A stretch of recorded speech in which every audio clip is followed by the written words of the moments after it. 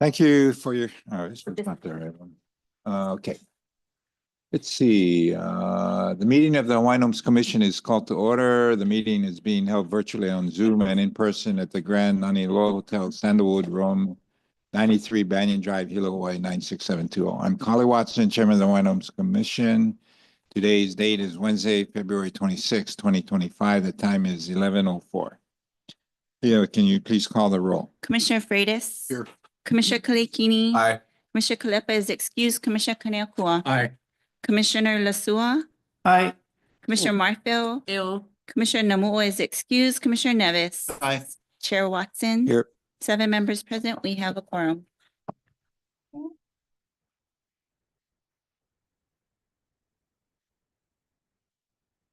Okay, today's agenda addresses one item, item F1, to approve a right of entry and conditional general lease for a new renewable energy project in Paneava. And we're not going to do the Yeah, we executive don't. session. Yeah, okay. Can I get a motion to approve the agenda? So moved. Second. All those in favor say aye. Aye. Those opposed, motion carried. Okay, now, We don't have any. Okay, I guess we already had our public testimony. Let's see. The agenda item is previously stated, presenter Linda Chin or Kana. Ambino. Morning. Morning. Morning time for the special commission meeting. And for the time in this public hearing last night morning. Land Management Division has this agenda item number F1, which is seeking an approval to issue a right of entry permit for up to 3 years and conditional approval for a general lease to Hawaii Land and Power LLC, Hawaii Limited Liability Company, for due diligence purposes and a long-term general lease, 25 years with options to extend, and develop a community-based renewable energy project on 12.75 acres of Hawaiian homelands situated on the TMK as listed in the submittal and located in Paneava, Hawaii Island. Recommended action that we're seeking is that the Hawaiian Homes Commission authorize the following. Number 1, issuance of a right of entry permit to HLPLLC, Hawaii Land and Power LLC, demising approximately 12.75 acres of Hawaiian homelands identified more specifically as mentioned earlier, situated in Paneava, and shown in Exhibit A attached to the submittal. The right of entry shall be for due diligence activities to assess the potential of developing a community-based renewable energy project that will generate a maximum of 30 megawatts and or up to a maximum of 60 megawatts of energy. Condition item number 2 is conditional approval of the general lease to HLP LLC for the development, construction, operation, management, and maintenance of the project on said parcel as identified, to be more fully described in meets and bounds survey and necessary non-exclusive licenses for access, maintenance, and other project purposes upon exercising the option for the general lease. Condition number 3, issuance of the right of entry and the general lease shall be upon the draft proposed terms and conditions attached here to as Exhibit F. Number 4, delegate the authority to the Hawaiian Homes Commission chairperson to negotiate the final terms and conditions of the right of entry and general lease to HLP LLC and ancillary documents reasonably necessary or contemplated in connection with the project. And 5, prescribe such terms and conditions deemed prudent and necessary by the Hawaiian Homes Commission. Okay, can we get a motion so we can open up for discussion? So moved. Second. Okay, discussion. Again, we have our developers here. If you Yeah, could they present any come up? questions? Yeah.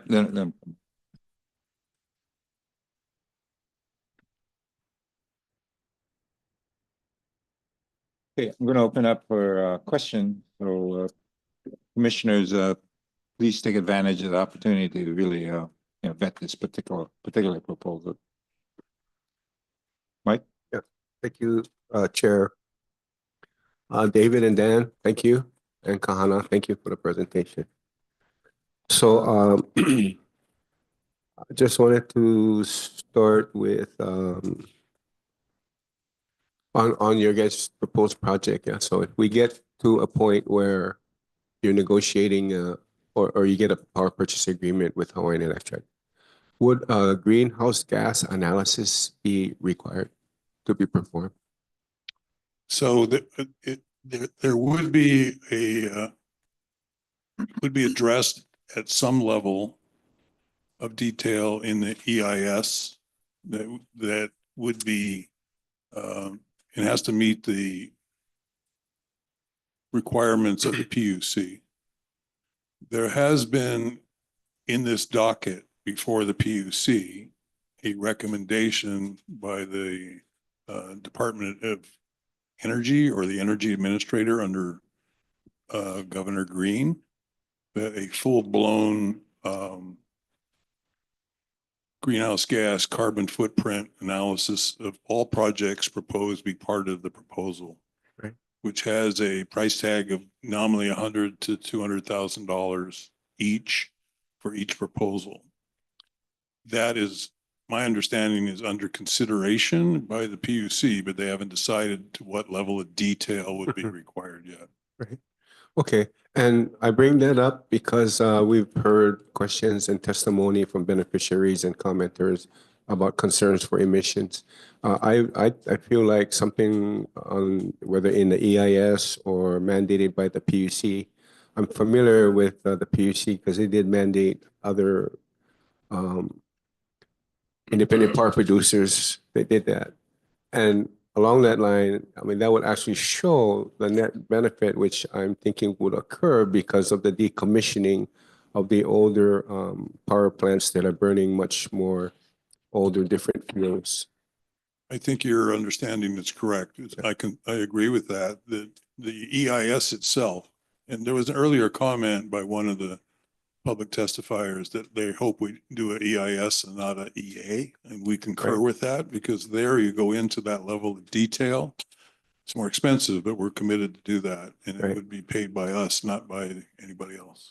Yeah, I totally appreciate that. I know in prior presentations, the commitment to perform an EIS was stated. So that I think is going in the right direction.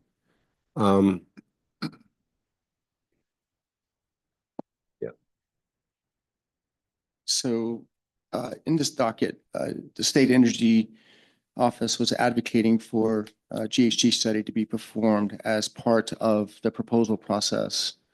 However, once selected, the RFP itself requires a GHG study, particularly for thermal projects of this nature, to be conducted. So whether it occurs as part of the proposal process or it will ultimately be done if selected as part of the PPA process. No, thank you. So I wanted to switch over to Kahana. So I was looking at the draft terms, and so I reviewed our discussions and our meetings with the Kalawa project, that's the solar project, and so the one thing I saw is the right of entry annual payments. And to me, it was higher because when I looked at the Kalawa, the right of entry fees were probably equivalent to about $1,000 per acre.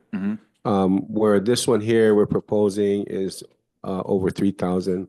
And then at Kalawa, if we get to the position that we switch over to general lease, that would be $2,500 per acre. And so my input on that, I just wanted us to be fair with our previous projects as terms of that. And I know that item number 4 would delegate the authority to chair to negotiate it. So just wanted to bring that up so you know, Chair, and share that with Kahana. But that is in the draft Exhibit F. Just some final comments. In discussing this proposal in prior meetings and presentations that our staff kind of shared, I mean, this facility has been vacant for over 10 years. It's overgrown with albesias. It's zone industrial. It's right across from a power plant. It's next to a wood, a lumber company and an aggregate company. This is not a place to build residential homes. So this is an appropriate consideration in my mind. Main thing, we take into consideration concerns and comments, emissions, safety. Safety is number one, right? But I see this as a plus because ultimately the old plants across the street would be decommissioned. We'd also get someone there taking care of the place. There's a lot of cleanup to do. There's a lot of houseless people there, trespassers. So this, in my mind, is a plus for our department, and really appreciate and thank LMD for bringing this forth to us. I will support this project. Thank you, Commissioner Kalekini. Sure. Commissioner Freitas. Thank you guys very much for your presentation. Appreciate it. For a lot of opposition yesterday, as well as today. I'm going to humbly suggest that you folks work with the beneficiaries, work with the community to answer the questions that are needed to be answered. Somebody made a comment last night. One of the beneficiaries made a comment about risk and reward. I don't really agree with that. I feel that there should be no risk. I feel that we need to make sure that this is a safe facility. Emissions are taken care of, and as a benefits package that can really help our neighboring communities. Now, a benefits package, of course, can be with resources or it can be with some kind of financial agreements. As far as jobs, I do like the fact that having a labor background, I do like the labor union component of this. I'd like to humbly urge you folks as this project progresses to possibly work with the labor unions, internships, maybe even UH Hilo and the community college is on this island to find potential people that can work there. There are going to be high-paying jobs there. We'd like to possibly start now. If we're looking at, this is 3 years out, we'd like to start now. Start preparing young men or women who are beneficiaries to prepare for these jobs later. Not in 3 years and start, sending out resumes, asking for resumes. As far as the urgent, some people spoke last night about the urgency of this. Why is it moving so quickly?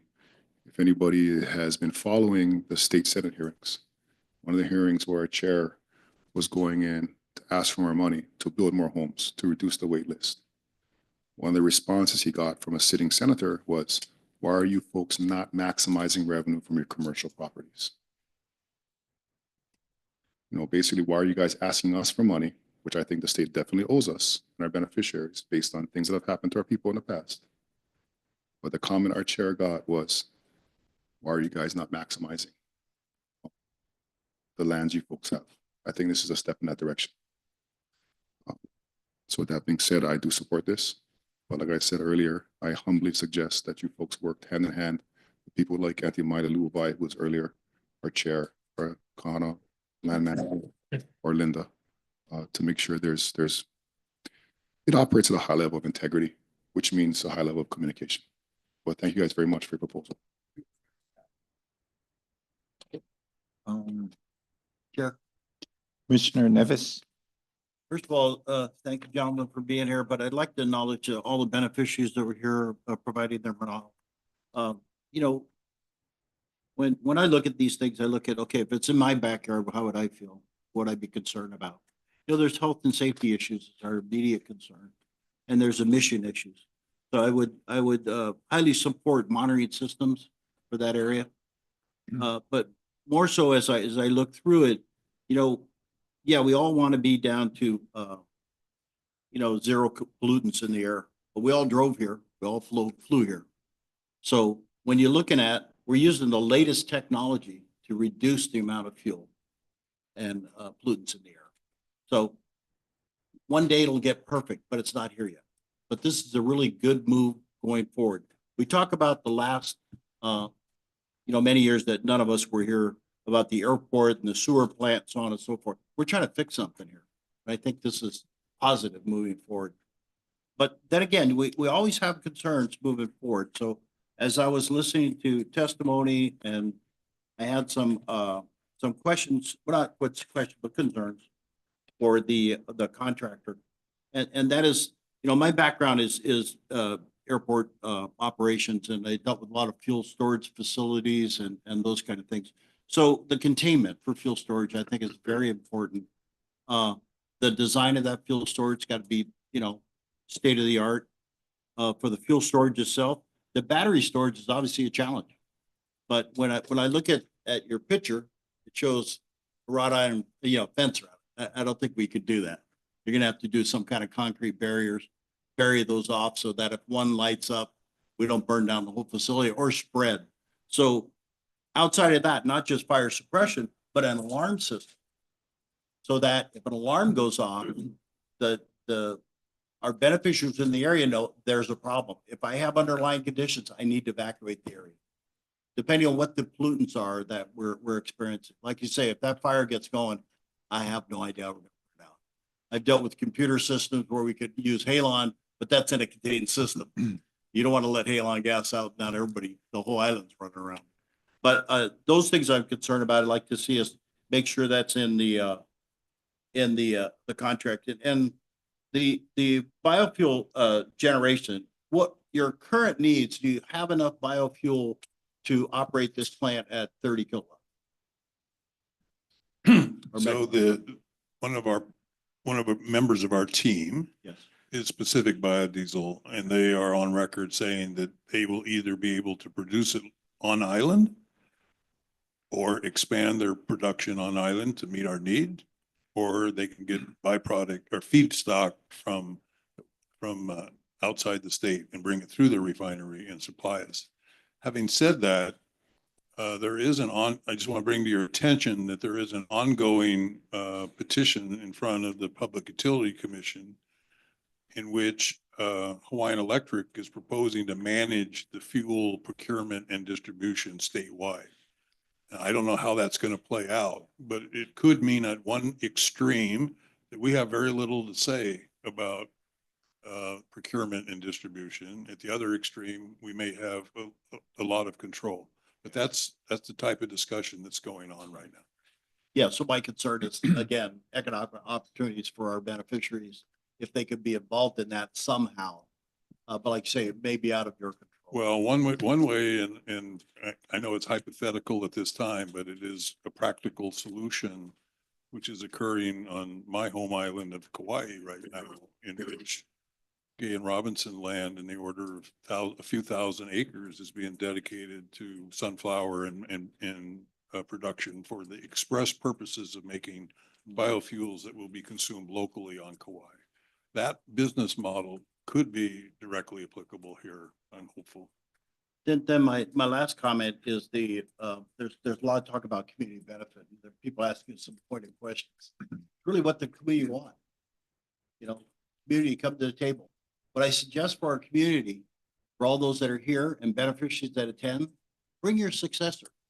You have a successor to your lease, successor to your application. Bring your successor. They're the future. They need to be involved. They need to be involved in the discussion. You know, whether one person gets a scholarship or not, it's for the benefit. You decide. If it's specifically for somebody that's a Native Hawaiian that's in the community, that's your decision. It's managed by Hawaiian Homes, but it's up to our beneficiaries exactly how we want to do it. Someone said, "They'll give me a rate. Okay, everybody gets 10% off." Does that take up the dollar? Maybe that's where you want to go, but it's your decision on how you want to spend that money. We also have several projects that are in Pontiac or future projects. I would like to see that the money generated from this project somehow stay within this area when we're looking at it. So we're not just saying, hey, we got a plan over here, but we're building the other side of the island. We're putting money over there. Yes, some of that money should be here. That's my thought. And I'll express those thoughts in an email to the department so that we have a record as we move forward. A lot of us aren't going to be here when this finalizes, okay? But the decisions we make, and I take these very personally, are very important moves. Thank you. Thank you, Commissioner. Any other? Commissioners tonight?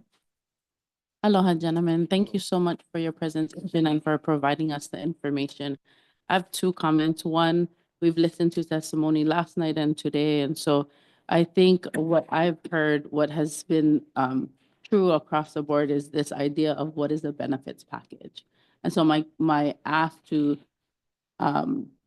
you folks as well as to the department is to continue to have those conversations. So if we initially create a benefits package for our communities, in 2 years, can we come back to that and look at what we've stated and maybe increase it or fix it or look at something that is the new trend? So I want to be able to have a benefits package that we can always go back to and change. Because I think that's super important given the time that we are in. And then my second kind of just comment is really around this opportunity as an opportunity to learn. So last night there was a testimony about think of your ancestor, think of who it is that comes to mind that that you're representing, that is talking to you. And so I think about this idea of "Aole pauka ike makahalo ho'okahi." Everything is not learned in one school. And so this 3-year opportunity right of entry will give us that knowledge that we're seeking. Mahalo. Commissioner Kaneakua. Thank you, everyone who's been part of this, both you folks, and thank you for appearing, personally. I think the personal contact that you have with people who have concerns is vital. And so thank you for that commitment. A lot of the folks who are testifying are the ones who are able to testify. So they represent lots of other voices. I like the interchange that you had this morning and yesterday during our discussions. The return on investment that Lotus expects as your venture capitalist is to be expected. The rate of return that we have for our beneficiaries is also part of that equation. And I know that we will be focused on that piece because that is a critical center of gravity as we move forward. The interchange between enterprise and the community that is part of that enterprise. I appreciate the questions and answers that you've had. I appreciate the department and the folks that have put this together and tried to set something up that we can benefit our community. We can replace a 1950s technology with something much more efficient and most likely very environmentally safer, sounder. I underscore everything that everybody said, so I'm not going to go over every single one of them. During the interchange that you folks have had with the people that have asked questions and our testifiers, I know that those are on the record answers that you folks will continue to pursue as if we get through the right of entry and then we go into that third year, the 3-year period where you're developing a proposal. I know you have seen how essential it is that our beneficiaries have a stake in this that authentically we address. So I look forward to having a project that makes Hawaii Island stronger, but especially for these communities that surround the discussion of proximity. I know we all recognize that. So I appreciate your hearts, the acumen to help the department change some of our property from liability into asset, because we cannot afford to have liability on our hands. We need to channel it properly. So I support what you're talking about through the right of entry, and I look forward to the discussions and especially the beneficiary consultation that you folks have through this period. Thank you. Thank you. Commissioner Lasua. Thank you, Chair. I'd just like to say I'm from a small island, Molokai, but what everybody has done here, whether you're a testifier, gave testimony, or you who's with the application, in the next 3 years, we're going to find out a lot more and what you're going to be prepared for. I'm glad that EIS is one of something that you want to look at. I know for Molokai, we always try to do an EIS on everything that you, whether you're digging up the soil or not. But I appreciate everything that's happening. I hear the commissioners talking about, this is a good deal. It benefits our beneficiaries as well as the community, and that's what I'd like to see the homestead community survive and take advantage of what you guys are doing in the form of, regardless of whether it's anything that you guys can do for that community. So thank you very much. Thank you, Chair. Thank you. Yeah, I'd like to jump in on this. I recognize that what's being proposed, that there are a lot of benefits to the community potentially. And, we are, as we go through this process, assuming this right of entry is approved along with the contingent general lease, it's a long process. And as we move along, or as you move along, there are opportunities to generate benefits, whether it's local consultants to participate in the EIS, or, whether it's people that will maybe participate in the construction or the cleanup of the adjoining site. There's also an opportunity for your feedstock. You mentioned Gay and Robinson has a business model that we could probably apply to this situation regarding the sunflower as a biofuel. We are, besides this one site that's been vacant for 10, 20 years and unused, we have lands throughout this island that are unused. We have very fertile, potentially, lands in Panieva that could be adjacent and provide the sunflower biofuel that's needed. So we're in the process of, and I look at this as kind of like a joint opportunity for the department, not only to activate this 12.75 acres, but, we have thousands of acres that could generate biofuels. Now, my thing about our land inventory is always that we have these marginal lands.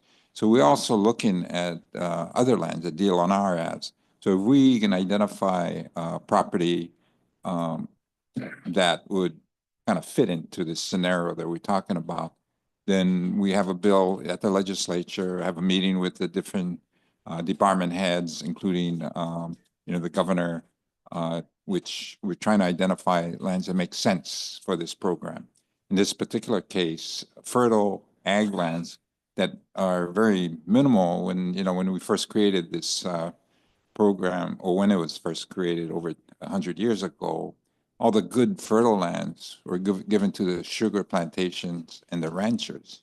So I think this opportunity, which is being presented, would be an opportunity to justify the transfer of certain fertile agricultural lands that are not in our inventory. And that's what we're trying to do. We're trying to flip our inventory, but we have to have justification. So this would be one of the opportunities.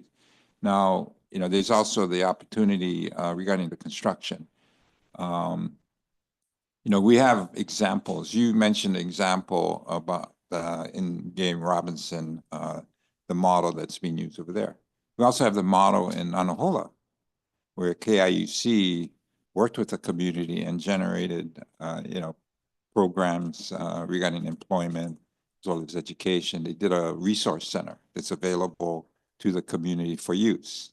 And so, there's also that. There's also participation in some of the revenue for the community. So that's another thing that, tied into this revenue stream that you can anticipate and maybe incorporate in your pro forma. Now, there's also one of the testifiers said, hey, what about discounting the electricity for our beneficiary? That's an option. We're using that on another PV project that we're doing on this island, close to the Kona Airport. So again, there's all these different potential opportunities. I would like to, and one of our beneficiaries talked about, they want to get into generating this biofuel. So we have large lands. It might be somewhat challenging with all the different smaller farmers. But we have large lands to make it more viable. So we're looking at maybe creating a cooperative made up and controlled by beneficiaries that would manage, run, and benefit from the revenue stream of an initiative like that. So, but there we have to, kind of work with our beneficiaries, identify the lands. We also, and again, this is a gamble on your part to move forward, invest all this money. So I'd like you guys to win, assuming it's approved.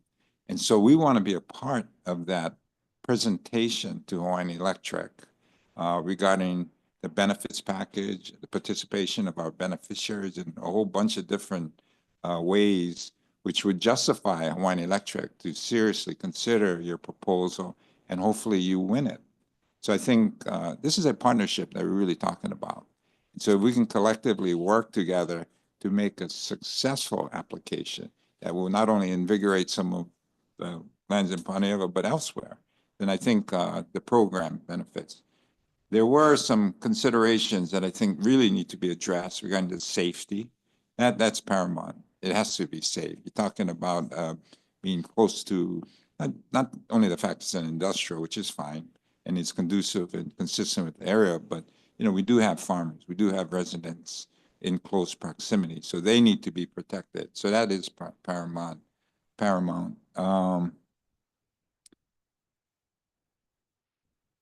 With respect to the blackouts, that's obviously what you guys are putting up will provide us hopefully a solution to that. So that again is a benefit to our homesteaders.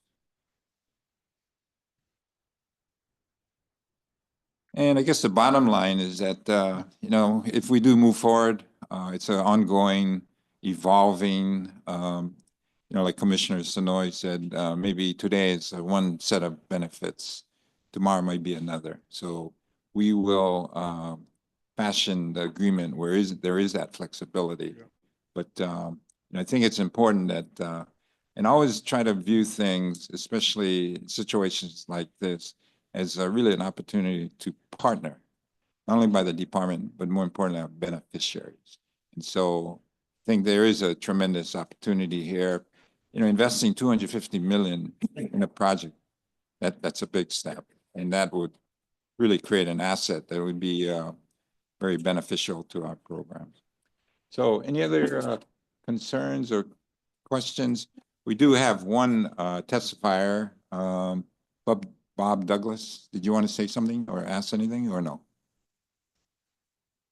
You got how much? 3 minutes. So it's fairly obvious that this is going forward based upon your responses.